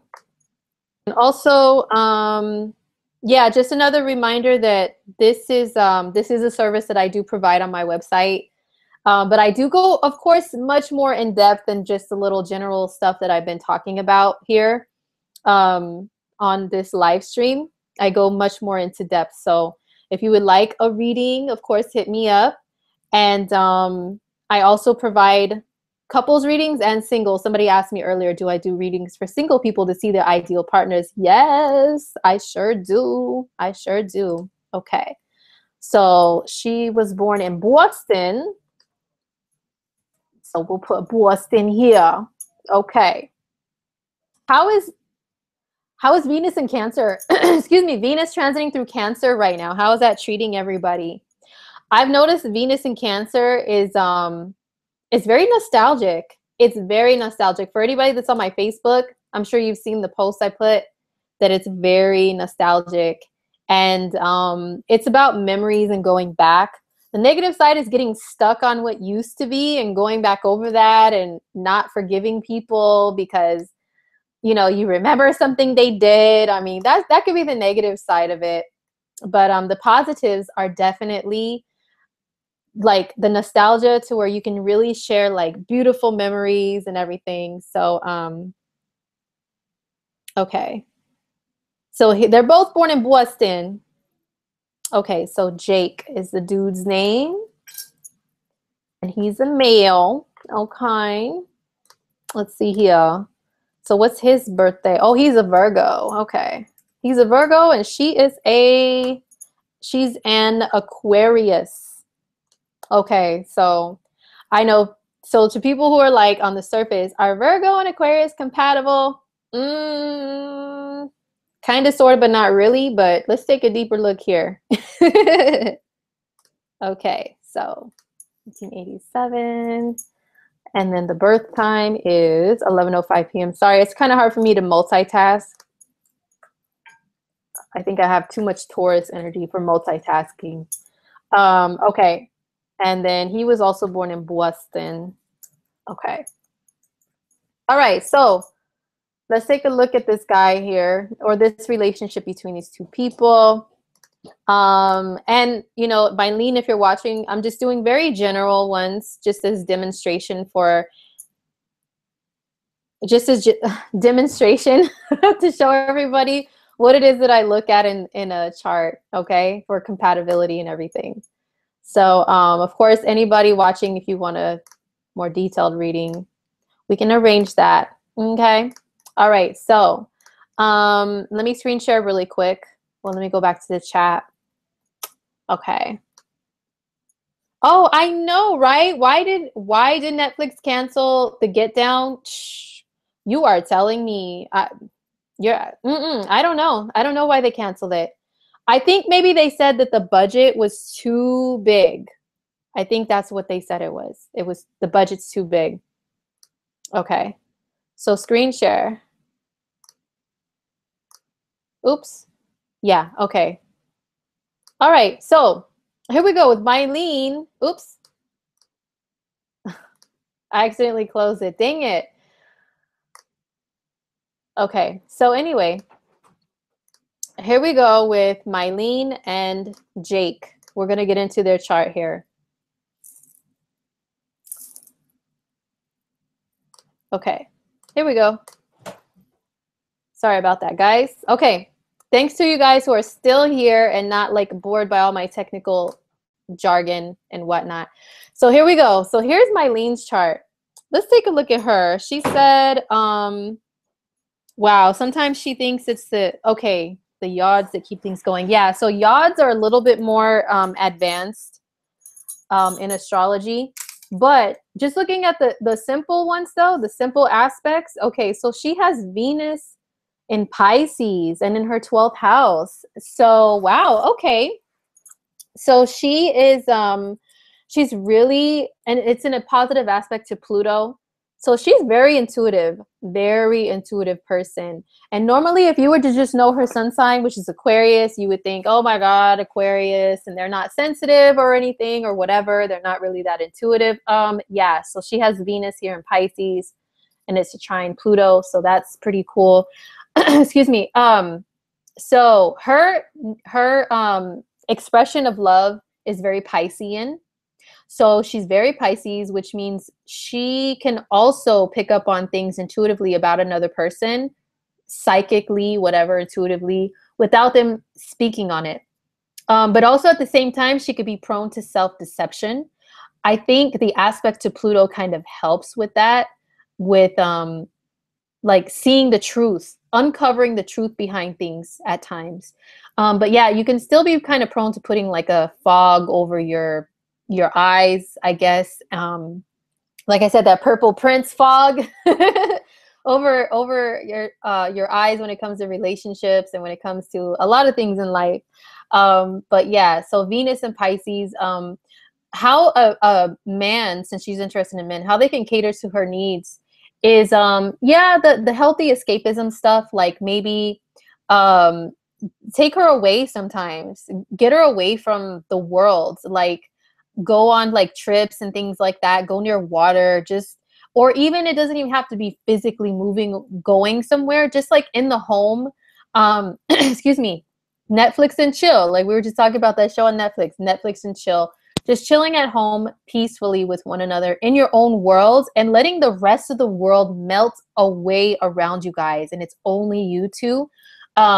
If a man is like that with you, then I think that'll be very gratifying.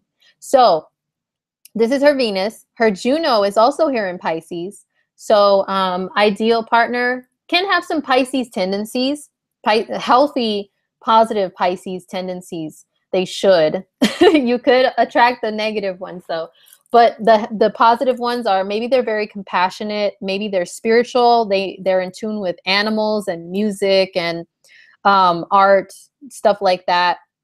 But they're compassionate. That's very important. And also, let's see, her Mercury is in Aquarius.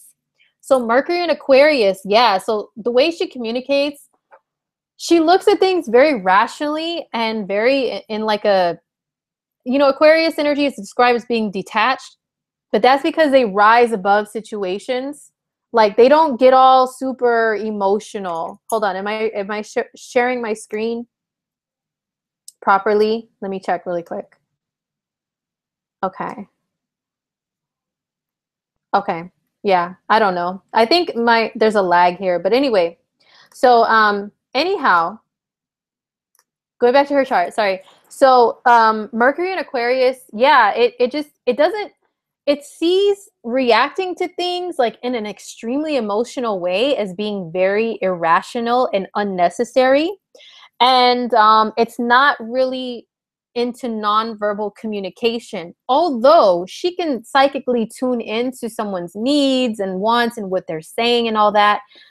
She would still probably prefer that they communicate their needs to her and not just be like a baby and just cry and then expect her to pick up on what exactly they're talking about, what they need, she may not like always pick up on that. She needs things explained to her, like explain to me the logic in this or whatever you're talking about. So that's her Mercury. And she's also a very out of the box thinker. So if she's with somebody that doesn't think outside the box as well, it could maybe get annoying for her at times. Um, yeah, they don't think outside of the norm. That can maybe be a little irritating. They're more of a follower of the crowds, just ain't like a blind sheep. She could maybe be irritated by that. So her Eros is in Capricorn in the 10th house. So that means she could be very, very attracted to men who are Capricorn-like. Maybe they are mature. They are mature. Maybe they are actually older. Maybe they just have the appearance or the air or the aura of maturity and stability. And yeah, like maybe they could be someone who they look like a George Clooney type or a Denzel Washington type, you know, those like distinguished gentlemen. Maybe she really is attracted to a guy that looks good in a suit, okay? Just to keep it simple here. But yeah, in the 10th house of authority and career, so she could be very attracted to those powerful businessmen type or just a guy who's very mature, okay? Now her Mars is in Sagittarius. So Mars and Sag in the 9th house, which is like double the Sag energy. So that's the guy that could, you know, be cool with making those little getaways sometimes, those little trips, like just to escape and maybe random fun things, you know, random fun, spontaneous. She likes spontaneous guys, or she could attract those spontaneous types to her, which can be fun. That could be fun. And then she has a moon in Gemini, and her moon is in the 2nd house though. So moon in Gemini, that means communication, oh my gosh, is super duper important to this lady. Communication is like, if she's with a dude who's very nonverbal, with Mercury in an air sign and the moon in an air sign, it will get irritating. So if she's with a dude, they have to speak. They have to have intelligent conversations. Also, Mars in Sagittarius. Sagittarius is a sign that also is into philosophy and higher thinking, you know, not just like regular everyday Joe Schmo stuff. They like people that are cultured and traveled and educated, okay, with the Mars and Sag. But then her moon is in Gemini, so if they're not like educated on this really high level, she could probably still tolerate and be entertained by conversations with them that may be like very quick to change and not always dwelling on the same topic for too long. But how she's comfortable is with somebody who's like that. And maybe she's comfortable with change. You know, not everybody's comfortable with change, but she may thrive off of change and get bored if she's with somebody who's stagnant, okay, with the Gemini moon. She has to be kept entertained. Boredom will make her maybe want to wander. I mean, she's got other wandering energies here. Hello. So they have to keep her entertained, okay? Let's see here. Now let's look at Jake's chart, her love interest. Okay, what is he working with here? So he is, he's got a lot of Virgo energy. Wow. Excuse me. He's got a lot of Virgo energy. And yeah, so Virgo energy can be also very intellectual and into facts and data and details and all that stuff. So, you know, that could be something that helps them to get along. Let's see, where is Virgo in her chart? That's her 6th house. Ooh, okay. That's where it can get kind of tricky because number one, also her moon being in Gemini, it's 9 degrees Gemini. Her moon, it does make a square, which is a challenging aspect to her Mars in Virgo. And yeah, Gemini and Virgo square one another. So there could be some challenges with that. Like maybe sometimes she could see him as being too petty and not like getting over things fast enough, for an example, and just wanting to pick at stuff just for the sake of doing it and not move on. So sometimes that can get annoying to her. And all this Virgo stuff falls in her 6th house of annoyances. So he can help her with practical stuff, with being organized with her life, with her everyday life, her routines, her schedules, and all that stuff. He can help her with that, with all that Virgo energy landing in her 6th house of routine and daily stuff. But at the same time, He can nitpick at her very easily. And I think her Aries energy, all her energies can get very irritated by someone picking at her, pointing out her flaws all the time. And check it out. She has a south node, her past life karma, in the sign of Virgo. So in a past life, she was very like Virgo tendencies, Virgo personality, but she's supposed to be moving away from that this time around. So remember what I said earlier about the people's planets near your south node, and they can make you feel like you're supposed to be together, like you knew each other in a past life, but at the same time, hold on, let me check.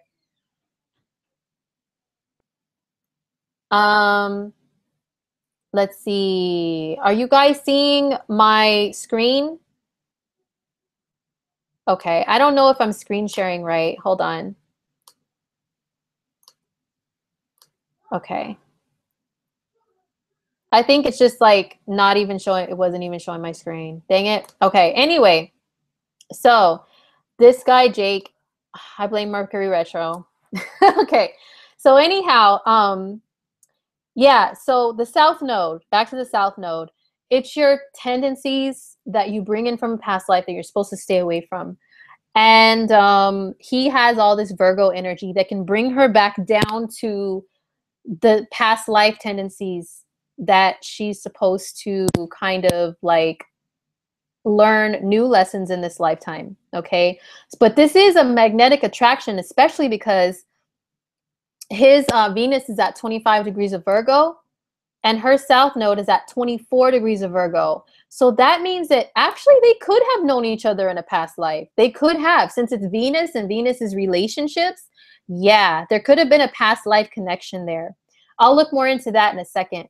But his Mercury is in Libra, okay, and her Mercury is in Aquarius, and she has a moon in an air sign. So that actually that could be good for communication. He'll actually communicate what he wants to her. And with it being in the 5th house of the Lion of Leo, yeah, he'll communicate what he wants to her. Excuse me. And he may, be a little bit more of a thinker with Mercury in an air sign. And also his ascendant is in Gemini and her moon is in Gemini. Her moon's at 9 degrees. His ascendant is at 20. So it's kind of a far distance, but they both have Gemini tendencies and personality traits to them. So that can help them to get along. But he has moon in the 12th. Her moon lands in his 12th house. When someone's planets land in your 12th house, that can also be a very spiritual feeling connection. But at the same time, that can feel like there could be something about your relationship that's hidden. Like maybe the person whose moon lands in the other person's 12th house, whoever's 12th house you land in, maybe you could have started as a secretive relationship, or there could just be something secretive about your relationship. You could be the other woman, the other man, the side person, or maybe started out that way, or it could be on the positive side that you guys you can tap into that person's subconscious thoughts, needs, and desires. But also you can have a tendency to be clouded as well. Remember the fog? Yeah, the fog exists in the 12th house too when your planets land in there. What else can we look at? Oh, he has Juno in Aquarius. Okay, that's actually good. Juno in Aquarius. And she is in Aquarius, and his Juno lands on her Mercury. Okay, so let's look at the chart of theirs together real quick. Did I pull it up? Okay, no, let's pull them up real quick. So we're going to do Mylene and Jake. I still love that. That still reminds me of that show, man. I love that show.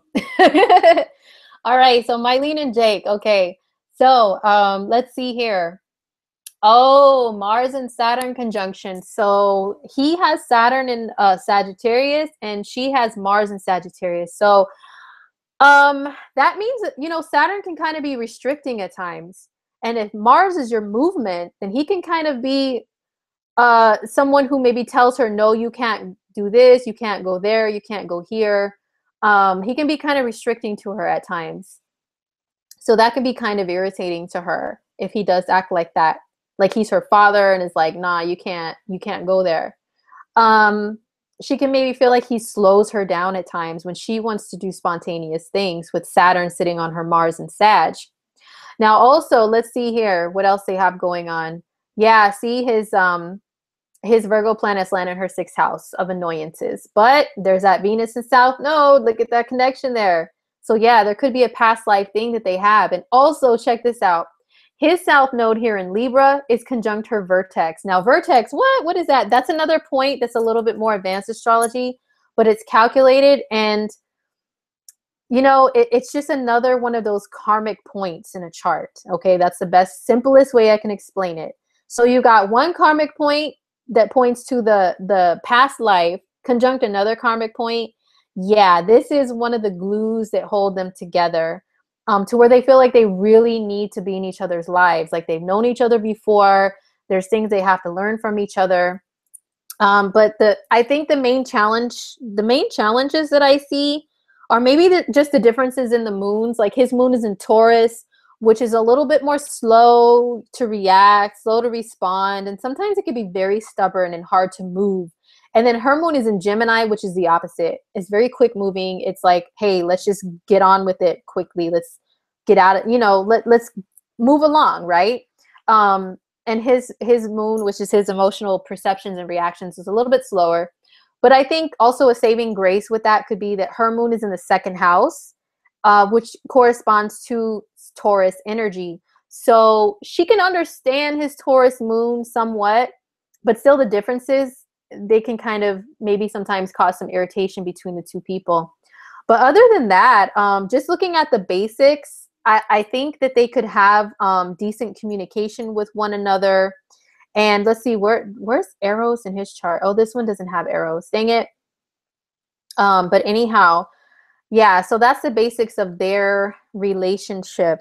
There's some decent points here, but there's some that you kind of gotta look out for and watch out for, like him pulling you back to old tendencies of being a nitpicky Virgo type of person. And you're like, no, I'm trying to be more spiritual and more, beyond the material and the physical world in this lifetime. I'm not trying to be petty. I'm not trying to be nitpicky. I'm just, that's not my thing this time around. So anyway, okay. All right. So that was it for the charts. Let's see. Let me see what you guys are saying in the chat. Erica says she's learning a lot. Awesome. Okay. Do the conjunctions have to be exact is what Deja is asking. You know what? The closer the conjunction, the stronger the feeling between one of your planets and another person's. The closer they are in degree to one another, the stronger it's going to feel.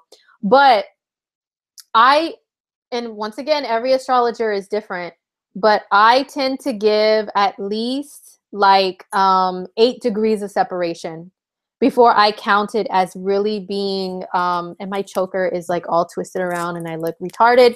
But anyway, I give at least 8 degrees of separation. So like if your planet is like 8 degrees away from theirs, then it could be counted as a conjunction that's, very strong. But anything that's like beyond that, I feel like there's still like something that can be felt, but it's not as intense. You know what I mean?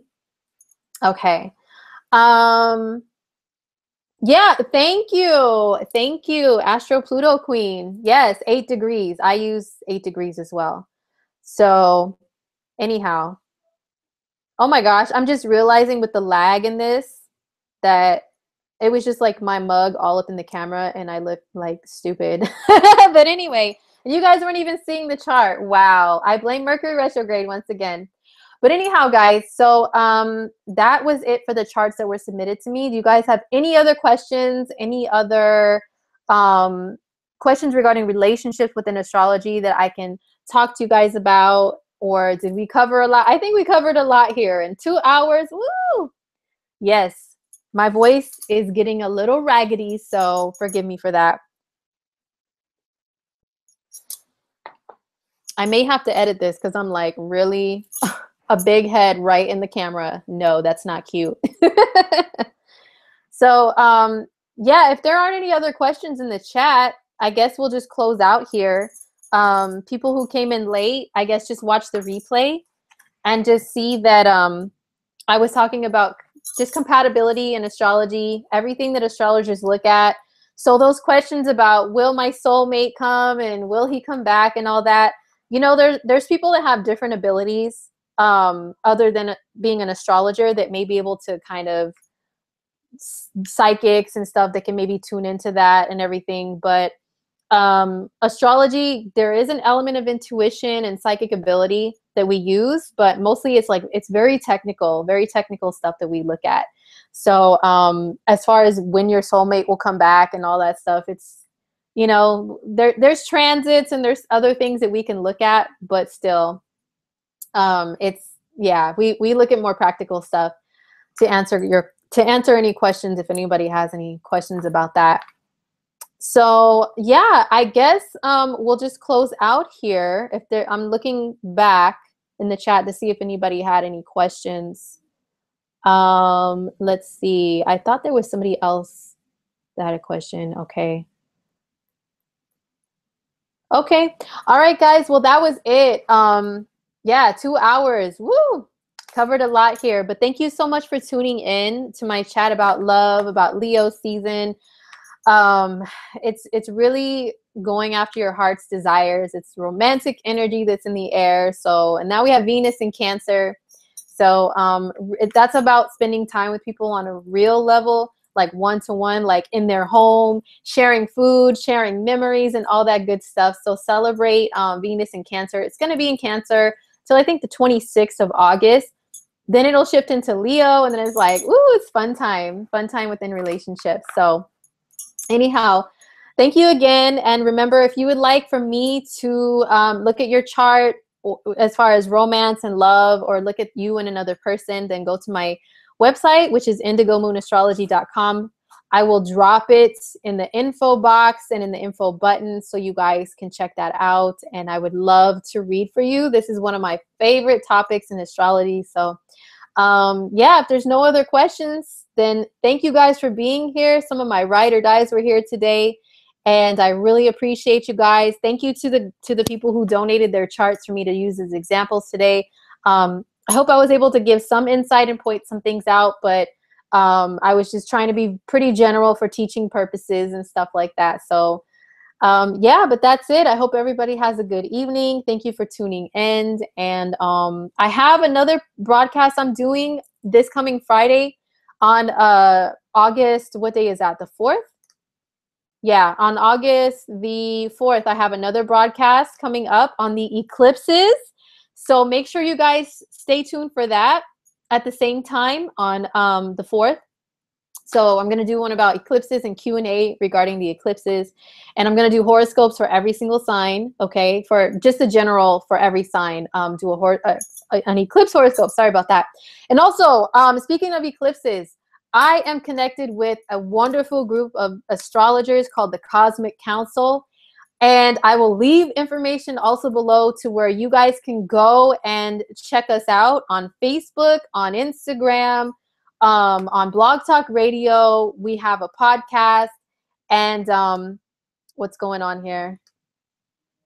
Yeah, we have a podcast on there, and okay. We're doing a special eclipse party. So you can get your chart read by 4 astrologers for a very, very affordable price, only $30.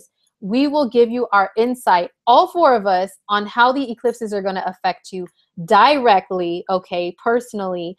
You'll have 10 minutes. Each person will have 10 minutes with us on the phone. It'll be live broadcast too and recorded on Blog Talk Radio podcast, and we will give you our insight. So if you're interested in that, let me know, and I will leave information for that. So the eclipse party, it's going to be happening on the day of the lunar eclipse, which is August 7th, live. So stay tuned for that from us. And that was it. That's it. Okay. I also have my own eclipse horoscopes that I do for you guys too. Very affordable, only $25 on each of the eclipses. So check out my website for that too. All right, now I'm signing off, guys. I'm starving. Oh my gosh. So let's go get some grub, shall we? Okay, peace and happy Leo season to everybody. And I will see you guys in my next broadcast. So